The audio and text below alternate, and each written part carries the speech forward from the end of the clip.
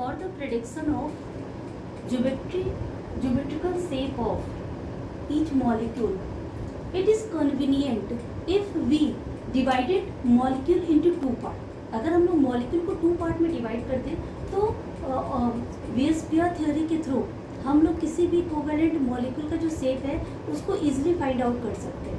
अब आपने जो मॉलिक्यूल डिवाइड होगा वो किस बेसिस पे हमने इसको डिवाइड किया है। First, molecule in which the central atom has no lone pair, यानी कि जो वैसा मॉलिक्यूल जिनका जो सेंट्रल एटम है उसका कोई लोन पेयर ऑफ इलेक्ट्रॉन नहीं है।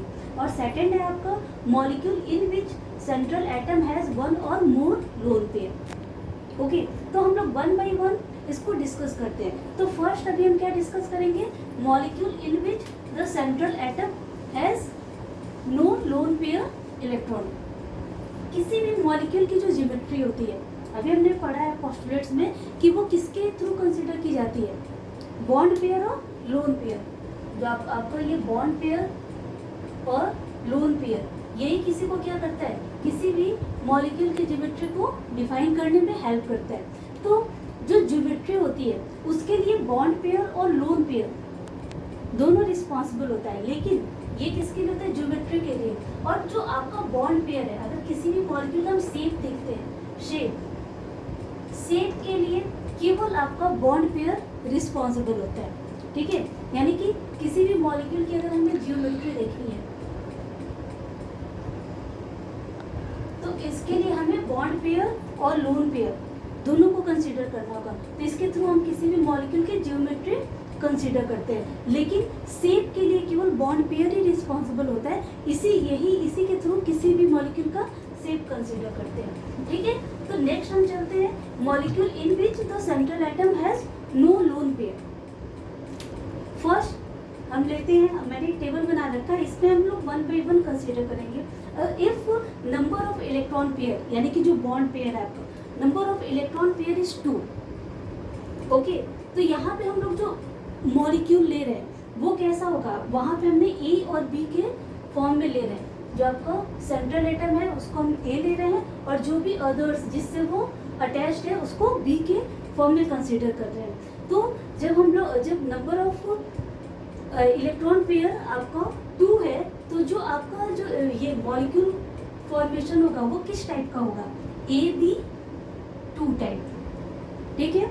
यहाँ पे जो कंपाउंड का फॉर्मेशन होगा वो क्या होगा, AB2 टाइप, ठीक है। अब यहाँ पे जो इलेक्ट्रॉन, अब हमें देखते हैं कि जो 2 आपका जो बॉन्ड पेयर इलेक्ट्रॉन है उनका अरेंजमेंट कैसा है, सेंट्रल एटम के अराउंड उनका अरेंजमेंट कैसा है कि जिसमें वो मैक्सिमम डिस्टेंस गेन करे और मिनिमम रिपल्सन फील करे, ठीक है। तो ये अपने आप को बिल्कुल 180 डिग्री पे ये अपने आप को अरेंज करता है, ठीक है। तो इसकी वजह से क्या होती है, इसकी जो ये अरेंजमेंट क्या हो जाती है, लीनियर, और इनके बीच में जो एंगल बनता है वो क्या होता है आपका 180 degree.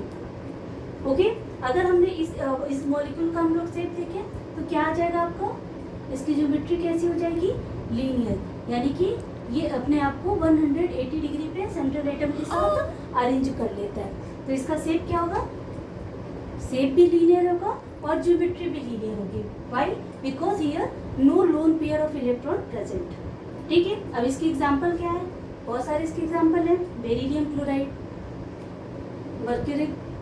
Mercuric chloride, zinc chloride, ये सारे क्या है इसके एग्जांपल है। अब आपको बेरिलियम क्लोराइड का बना ही चुके हैं हम लोग, जिंक क्लोराइड को आप कंसिडर करोगे तो इसका स्ट्रक्चर भी ऐसा बनेगा, क्योंकि इसका आउटर मोस्ट सेल में आपके 2 वैलेंस इलेक्ट्रॉन होते हैं जिनका। जब आप इलेक्ट्रॉनिक कॉन्फ़िगरेशन लिखोगे तो उसमें देखोगे कि इसका आउटर मोस्ट सेल में क्या है, 2 इलेक्ट्रॉन है।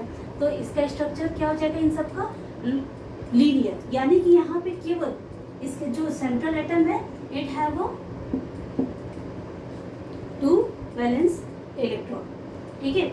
नेक्स्ट आपका है, if number of electron pair is 3, अगर नंबर ऑफ इलेक्ट्रॉन पेयर आपका है 3 है तो ये क्या करेगा, तो जो अरेंजमेंट इलेक्ट्रॉन पेयर का जो अरेंजमेंट है, यानी कि जो आपका कंपाउंड होगा वो किस टाइप का होगा, AB3 type. Here A is the central atom and B is the ligand. इसके थ्रू क्या कर रहा है कि वो शेयरिंग कर रहा है, ठीक है। एटम यानी इस पे क्या जो सेंट्रल एटम है इसके पास कितने इलेक्ट्रॉन होंगे, जो आपने सेंट्रल एटम लिया है इसके पास कितने वैलेंस इलेक्ट्रॉन है, 3 वैलेंस इलेक्ट्रॉन है। और ये एक एक इलेक्ट्रॉन से बी के एक इलेक्ट्रॉन से शेयर करके कोवैलेंट बॉन्ड बनाते हैं।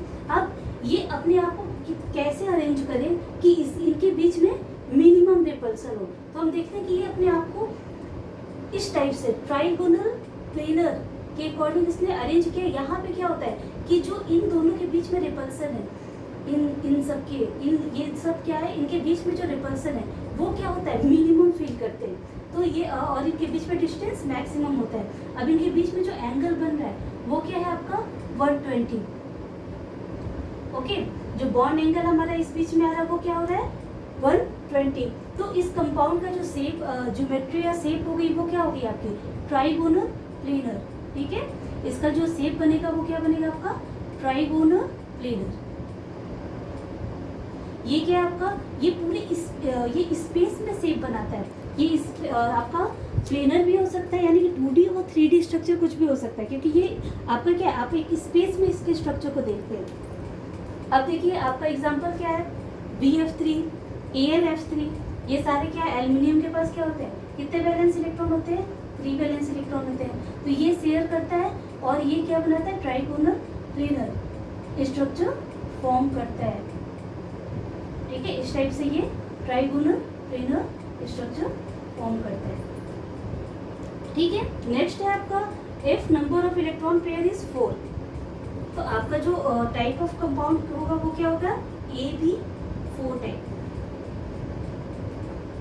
ओके, यानी कि सेंट्रल एटम है वो 4 वैलेंस इलेक्ट्रॉन, सेंट्रल एटम है वो 4 वैलेंस इलेक्ट्रॉन। इसके पास कितने वैलेंस इलेक्ट्रॉन है 1 2 3 एंड 4।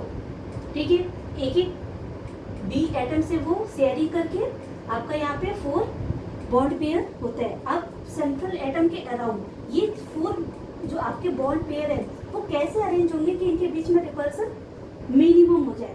तो ये जो स्ट्रक्चर बनता है वो क्या होता है, इसको क्या बोलते हैं टेट्राहेड्रल। टेट्राहेड्रल में क्या होता है कि इनके बीच में जो ये बॉन्ड बनता है ये क्या होता है आपका 109 डिग्री 5 मिनट। ठीक है, 109 डिग्री 5 मिनट। और this geometry is called tetrahedral. यहाँ पे क्या होगा, और तो इसका कंपाउंड का शेप कैसा बनेगा आपका टेट्राहेड्रल। ऐसा इसका शेप बनता है। ये 3 डायमेंशनल स्ट्रक्चर होता है। अगर आप इसको देखना चाहते हो कि आपका ये शेप कैसा बनता है, तो ये हम लोग बॉल स्टिक मॉडल से किसी भी कंपाउंड का शेप बना सकते हैं। ठीक है, तो हमें इसको ये 3 डायमेंशनल है, हमने इसको तो प्लेन पे बनाया हुआ है तो ये हमें ऐसा दिख रहा है, बट इसका जो एग्जैक्ट स्ट्रक्चर होता है वो ऐसा होता है।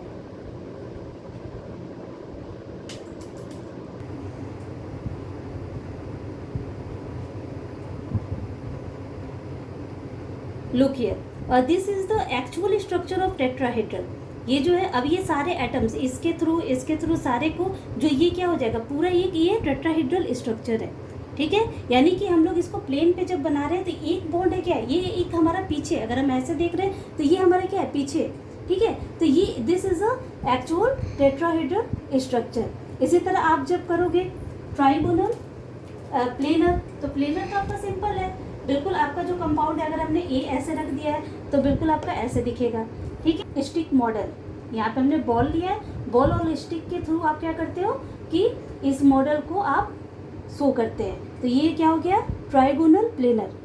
ओके, तो इस तरह से आप किसी भी कंपाउंड के का शेप आप लोग बना सकते हैं। इसमें क्या है कि कोई लोन पेयर नहीं। अब look here, example of tetrahedral is methane, CH4 is methane, CCl4 carbon tetrachloride, ammonium ion also example of tetrahedral. अब यहाँ पे क्या आपके पास कार्बन के पास कितना होता है 4 वैलेंसी होता है, तो ये भी जो आपका ये स्ट्रक्चर बनेगा ये कैसा होगा जस्ट लाइक इट। यहाँ पे जो भी आपके हाइड्रोजन है ये यहाँ पे अरेंज होंगे, तो इनके बीच में ये मिनिमम रिपल्सन फील होता है। तो ये सारे आपके A4। अब नेक्स्ट हम लोग AB5 पढ़ेंगे।